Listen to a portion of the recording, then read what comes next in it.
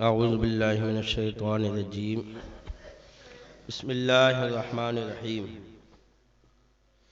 فمن افترى علی اللہ الکذب من بعد ذلك فاولئک هم الظالمون قل صدق اللہ فاتبعوا ملت ابراہیم حنیفا وما کان من المشرکین۔ تو اس کے بعد جو اللہ پر جھوٹ باندھے تو وہی ظالم ہے۔ تم فرما دو اللہ سچا ہے تو ابراہیم کے دین پر چلو جو ہر باطل سے جدا تھے اور شرک والوں میں نہ تھے۔ یعنی پچھلی بار آپ نے سنا کہ یہودیوں نے کہا کہ اونٹ کا گوشت اور دودھ جو ہے یہ شروع سے حرام رہا ہے، تو اللہ تبارک و تعالیٰ نے ان کی تردید میں قرآن کی آیت نازل فرما دی، جس میں بتا دیا گیا کہ حضرت یعقوب علیہ السلام نے یہ حرام کیا تھا، شروع سے حرام نہیں تھا۔ اب اللہ فرماتا ہے اب یہ بتا دیا گیا، اب اس کے بعد بھی کوئی اللہ پر جھوٹ باندھے اور یہی کہے جائے کہ نہیں شروع سے ہی حرام تھا، شروع سے ہی حرام تھا، تو ابھی تک تو چلو کچھ یہودی جان بوجھ کے کر رہے تھے اور کچھ کو معلوم نہیں تھا یہ بات، لیکن اب قرآن کی آیت نازل ہونے کے بعد اب سب کو پتہ چل گیا کہ یہ اونٹ کا گوشت یا دودھ یہ شروع سے حرام نہیں تھا، بلکہ حضرت یعقوب علیہ السلام نے اس کو حرام کیا تھا۔ تو اس کے بعد جو اللہ پر جھوٹ باندھے تو وہی ظالم ہے۔ تم فرما دو اللہ سچا ہے تو ابراہیم کے دین پر چلو جو ہر باطل سے جدا تھے اور شرک والوں میں نہ تھے۔ اس میں کہا اللہ سچا ہے، اور وہابی کہتے ہیں کہ اللہ جھوٹ بول سکتا ہے۔ وہابیوں کا ایک عقیدہ یہ بھی ہے کہ وہ کہتے ہیں کہ اللہ جھوٹ بول سکتا ہے، معاذ اللہ رب العالمین۔ اب بتاؤ اگر کسی غیر مسلم کو یہ باتیں پتہ چلیں گی کہ مسلمانوں کا عقیدہ یہ ہے کہ خدا جھوٹ بول سکتا ہے، تو کیا وہ مسلمان ہوگا؟ وہ کہیں گے غیر مسلم کہ جن کا خدا ہی جھوٹا ہو وہ دین کیسے سچا ہو سکتا ہے؟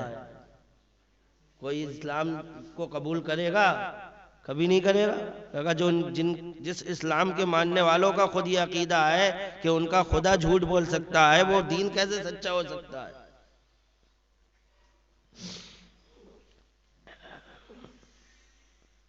اے یہودیوں، اب تک جو تم نے جھوٹے عقیدے اور جھوٹے اعمال اور جھوٹی باتیں اختیار کی، ہو سکتا ہے کہ بعض نے بے خبری میں کی ہوں۔ اب اس مناظرے سے تم کو اپنی غلطی اور حضور محمد صلی اللہ تعالی علیہ وسلم کا سچا ہونا عیاناً معلوم ہو گیا۔ اب اس کے بعد بھی جو یہی بکواس کیے جائے کہ دین میں نسخ جائز نہیں، یہ جانور ہمیشہ سے ہر دین میں حرام تھے، تو اب وہ مفتری اور اللہ تعالیٰ پر جھوٹ گڑنے والا ہوگا کہ اب یہ جھوٹ خطاً یا بے خبری میں نہیں بلکہ دیدہ دانستہ جان بوجھ کر ہے، اور ہر مفتری بڑا ہی ظالم ہے۔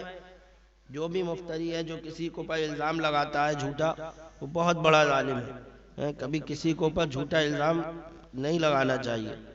ہر مفتری بہت بڑا ظالم ہے، چہ جائے کہ اللہ پر اور اس کے نبیوں پر افترا کرنے والا، کہ وہ تو پلے درجے کے ظالم ہیں، اور ظالم کی سزا دائمی دوزخ میں رہنا ہے۔ اے محبوب صلی اللہ علیہ وسلم، از راہ کرم کریمانہ ان سے فرما دو کہ اب بھی کچھ نہیں بگڑا ہے، ابھی وقت ہے، سنبھل جاؤ اور دین اسلام قبول کر کے ملت ابراہیم میں داخل ہو جاؤ۔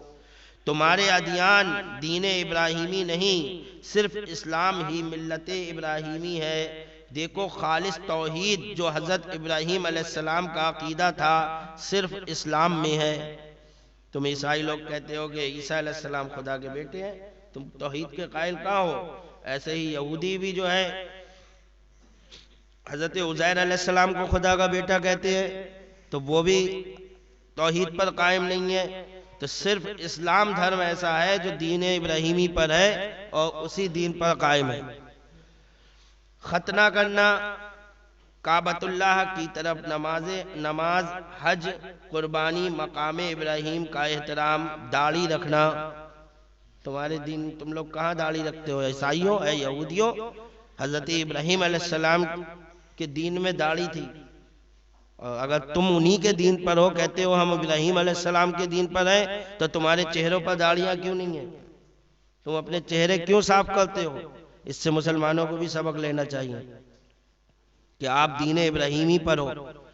آپ کی کام نہیں ہے کہ آپ اپنی صورتیں عیسائیوں اور یہودیوں کی طرح بناؤ، بلکہ اپنے چہرے جو ہے وہ اسلامی رکھو، اپنے چہروں کو سنت رسول سے سجاؤ، داڑھی رکھنا، مونچھ ترشوانا، مونچھیں ہلکی کرو وغیرہ تمام مسائل ابراہیمی اسلام ہی میں ہیں۔ تمہارے دینوں میں ان چیزوں کا نشان بھی نہیں۔ عقائد و اعمال دیکھ کر پتہ لگا لو کہ ابراہیمی تم ہو یا مسلمان ہیں۔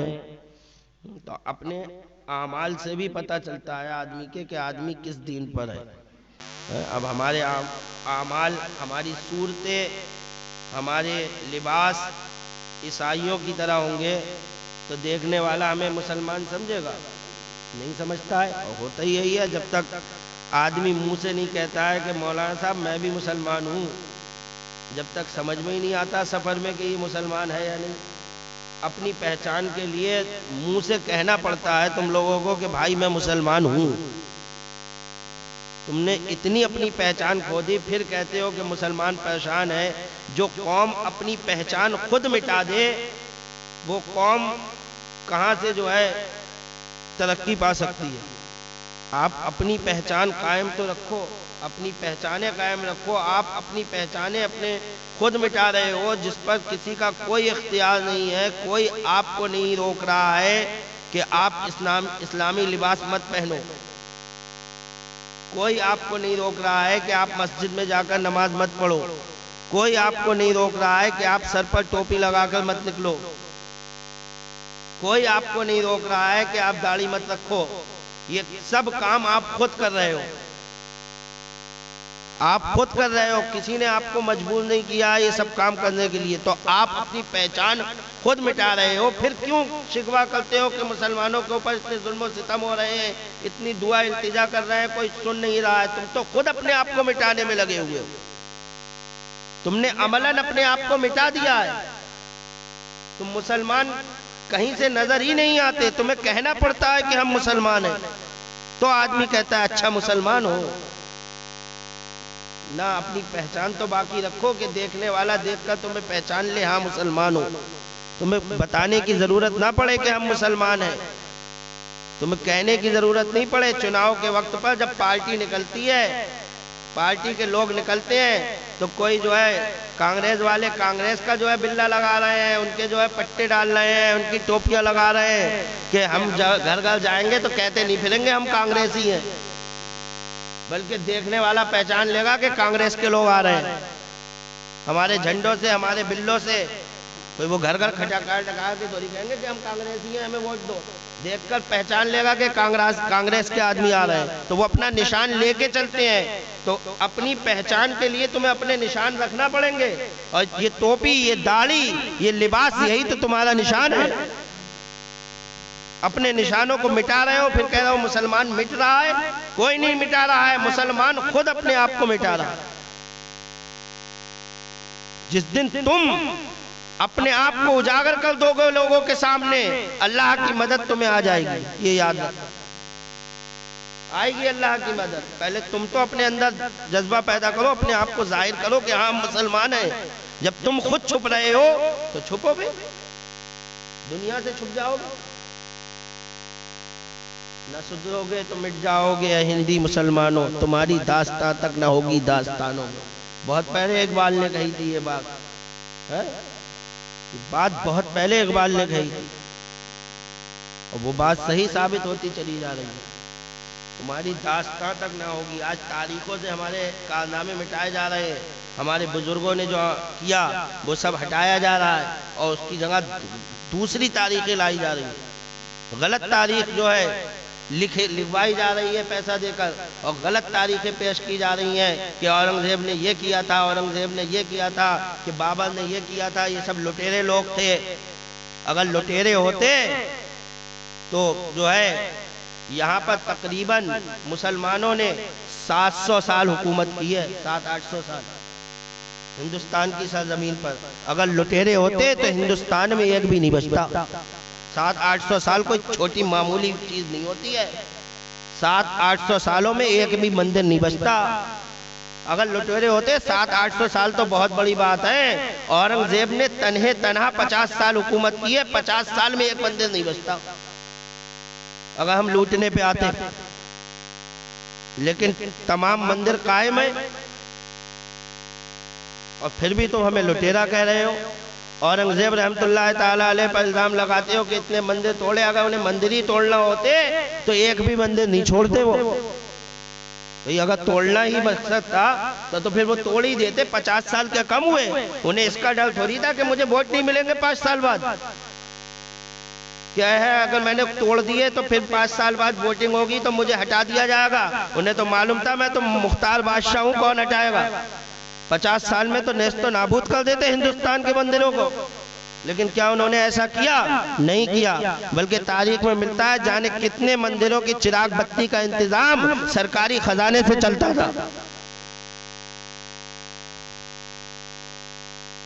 تو اس تاریخ کو بدل رہے ہیں یہ لوگ اور مغلوں کو لٹیرا کہہ رہے ہیں. حالانکہ مغلوں نے یہاں پر ہندوستان کو اپنا وطن بنایا اور وطن بنا کر اس میں یہیں آباد ہوئے, یہاں پر حکومت تھی. لٹیرے تو انگریز تھے, لٹیرے انگریز تھے. انہوں نے اسے وطن نہیں بنایا ہندوستان کو. انہوں نے جتنی سال یہاں حکومت کی, یہاں سے مال لیا سپلائی, یہاں سے مال لیا سب سپلائی.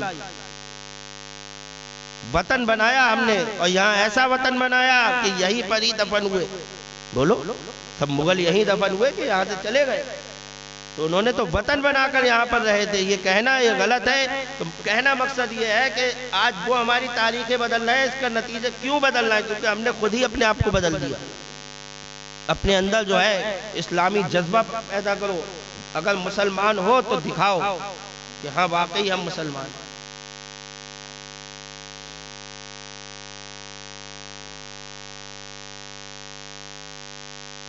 ان اول بیت وضع للناس للذی ببکۃ مبارک وہدی للعالمین. بے شک سب میں پہلا گھر جو لوگوں کی عبادت کا مقرر ہوا وہ مکہ میں ہے, برکت والا اور سارے جہان کا رہنما. سب سے پہلا گھر جو اللہ تبارک و تعالی نے عبادت کے لیے بنایا وہ کون سا ہے؟ کعبہ شریف. یہودیوں نے کہا کہ بیت المقدس وہ سب سے پہلا گھر ہے اور وہ افضل ہے کعبہ شریف سے. تو اس کے رد میں یہ آیت کریمہ نازل ہوئی کہ بیت المقدس جو ہے متبرک ضرور ہے لیکن کعبے سے افضل نہیں ہے. کعبہ سب سے افضل ہے اور کعبہ ہی سب سے پہلے بنایا گیا. ایک بار یہود نے مسلمانوں سے کہا تھا کہ ہمارا قبلہ بیت المقدس ہے, تمہارا قبلہ کعبہ, اور بیت المقدس کعبے سے کہیں افضل ہے کہ وہ کعبے سے پہلے اور پرانا ہے. انبیاء اکرام کا قبلہ ان کی ہجرت گاہ ہے اور شام کے علاقے میں واقع ہے جو متبرک زمین ہے جہاں قیامت قائم ہوگی. مسلمانوں نے کہا نہیں, ہمارا کعبہ افضل ہے.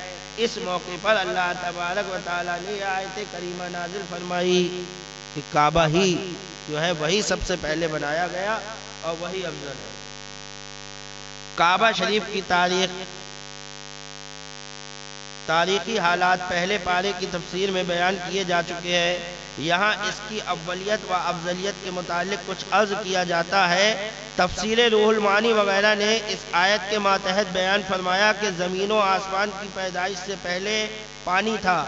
قدرت نے اس پر جھاگ پیدا کیے. وہ جھاگ 40 سال تک ایک جگہ محفوظ رہے. پانی ہی پانی تھا, اللہ نے جھاگ بنائے اور وہ جھاگ جو ہے وہ 40 سال تک ایک جگہ اکٹھے رہے. پھر وہی جھاگ پھیلا دیے گئے. اسی پھیلے ہوئے جھاگ کا نام زمین ہے.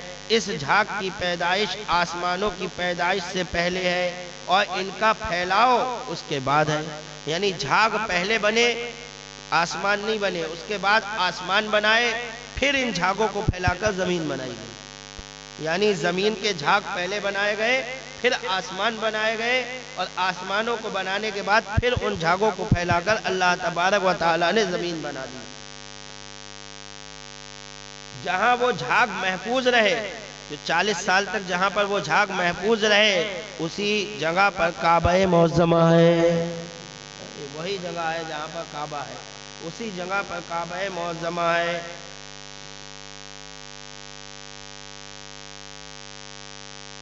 فیہ آیات بینات مقام ابراہیم ومن دخلہ کان آمنا وللہ علی الناس حج البیت من استطاع الیہ سبیلا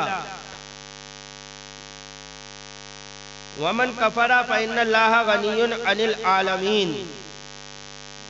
اس میں کھلی نشانیاں ہیں کعبہ شریف میں، اللہ تبارک و تعالیٰ فرماتا کعبہ شریف میں کھلی نشانیاں ہیں ابراہیم کے کھڑے ہونے کی جگہ۔ وہ کھلی نشانیاں کیا ہیں؟ مقام ابراہیم، ابراہیم علیہ الصلوۃ والتسلیم نے جس پتھر پر کھڑے ہو کر کعبہ بنایا تھا وہ پتھر آج بھی وہاں پر موجود ہے، جو شیشے کے ایک فریم میں رکھا ہوا ہے، جسے مقام ابراہیم کہا جاتا ہے، اور اس پر حضرت ابراہیم علیہ الصلوۃ والتسلیم کے پیر کا نشان ہے۔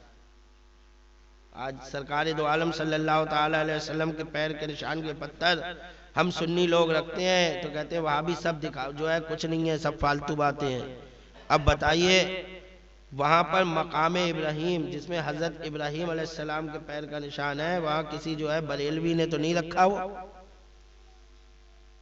یہاں کہہ دو گے کہ بریلویوں نے یہ کام کیے ہیں سب، وہاں تو تمہاری حکومت بھی ہے، اس کے باوجود وہ وہاں رکھا ہوا ہے مقام ابراہیم، اس کا ذکر قرآن میں ہے، اور اس پر غور سے دیکھو تو حضرت ابراہیم علیہ السلام کے پیر کا نشان بھی ہے۔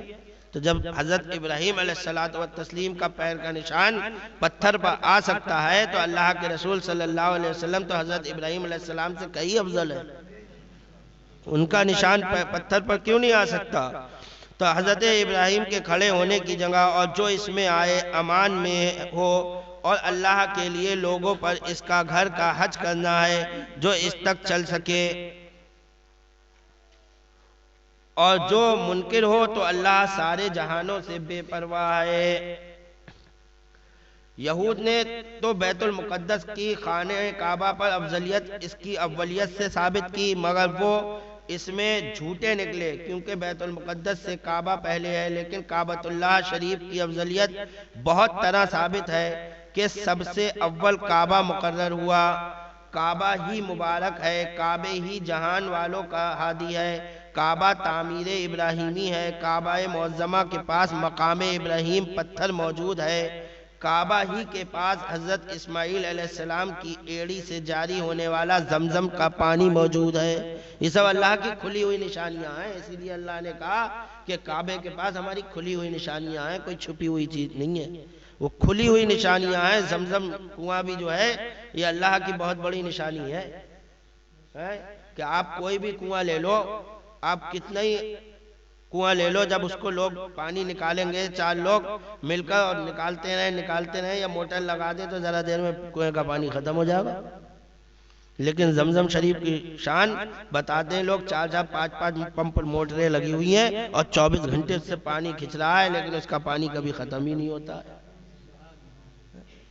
تو یہ کھلی ہوئی نشانی ہے اللہ تبارک و تعالیٰ کی، اور سائنس والوں نے بھی جو ہے تجربہ کیا، لے جا کر زمزم شریف کے پانی کو اس کا ریسرچ کیا تو انہوں نے مانا کہ زمزم کا پانی دنیا کے تمام پانیوں سے الگ ہے، یعنی دنیا کے تمام پانیوں سے زمزم کے پانی کا جو ہے بالکل الگ ہی ہے، اور زمزم کا پانی کبھی خراب نہیں ہوتا، یہ بھی یاد رکھو۔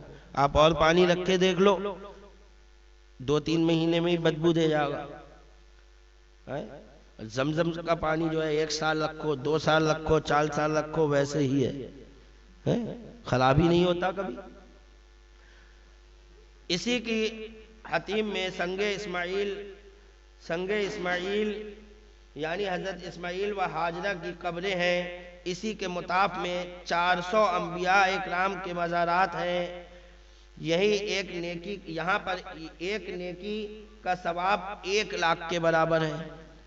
کعبہ شریف میں آپ 1 نیکی کرو گے تو اللہ تبارک و تعالیٰ آپ کو 1 لاکھ نیکیوں کا ثواب عطا فرما دے گا۔ اس کعبے پر سوا بیمار کے اور کوئی پرندہ نہیں اڑتا، غرض کے اس جیسی ہزاروں ایسی آیات بینات ہیں جو بیت المقدس میں نہیں ہیں، وہ کچھ عرصے کے لیے قبلہ رہا، پھر تم کس منہ سے کہتے ہو کہ بیت المقدس کعبہ سے افضل ہے؟ جیسے ہمارے محبوب صلی اللہ علیہ وسلم بے مثال محبوب ہیں، ایسے ہی ان کا کعبہ بھی بے مثال قبلہ ہے۔ اس آیت سے چند فائدے بھی حاصل ہوئے کہ متبرک مقامات کے پاس ہونا اور رہنا اللہ تعالیٰ کی نعمت ہے اور افضلیت کا باعث ہے۔ دیکھو رب تعالیٰ نے کعبے کی افضلیت میں یہ بات بھی بیان کی کہ وہاں مقام ابراہیم پتھر رکھا ہوا ہے۔ اس سے کعبے کی افضلیت کو بیان کرتے ہوئے رب نے فرمایا کہ کعبے کی افضلیت کی ایک پہچان یہ بھی ہے کہ وہاں مقام ابراہیم ہے، حضرت ابراہیم علیہ السلام کا پتھر بھی موجود ہے وہاں پر۔ تو یہ پتہ چلا اللہ والوں سے جو چیزیں منسوب ہو جاتی ہیں وہ متبرک ہو جاتی ہیں، اور وہاں اللہ کی رحمتوں کا نزول ہوا کرتا ہے۔ تو کسی بزرگ کا کرتا، کسی بزرگ کی چادر، کسی بزرگ کی ٹوپی جو آج سنی مسلمان بطور تبرک اپنے یہاں رکھتے ہیں، تو یہ غلط نہیں کرتے ہیں، بلکہ یہ ایک زمانے سے چلا آ رہا ہے، یہ بزرگوں کا طریقہ رہا ہے۔ حضرت خالد بن ولید رضی اللہ تعالیٰ عنہ حضور نبی کریم صلی اللہ تعالیٰ علیہ وسلم کا بال مبارک اپنی ٹوپی میں رکھا کرتے تھے، اپنے امامے میں ان کے جو ہے بنا رہتا تھا وہ بال، اور تمام جنگیں لڑتے تھے، اور یہ عقیدہ تھا ان کا۔ عقیدہ کیا تھا یہ سنیے، عقیدہ یہ تھا کہ میں جتنے بھی جنگوں میں فتح حاصل کرتا ہوں وہ اسی بال کی وجہ سے کرتا ہوں۔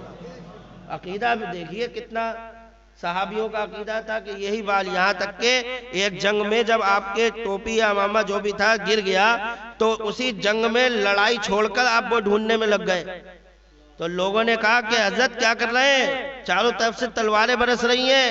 کہا نہیں تم نہیں جانتے، اسی وقت آپ نے بتایا کہ سرکار کا بال اس میں ہے، میں کیسے جو ہے اس کو چھوڑ دوں، اور میں جتنی جنگوں میں فتح حاصل کرتا ہوں وہ اسی بال کی تو برکت ہے۔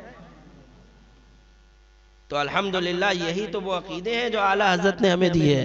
تبھی تو سنی مسلمان کہتا ہے کہ ڈال دی قلب میں عظمت مصطفیٰ سیدی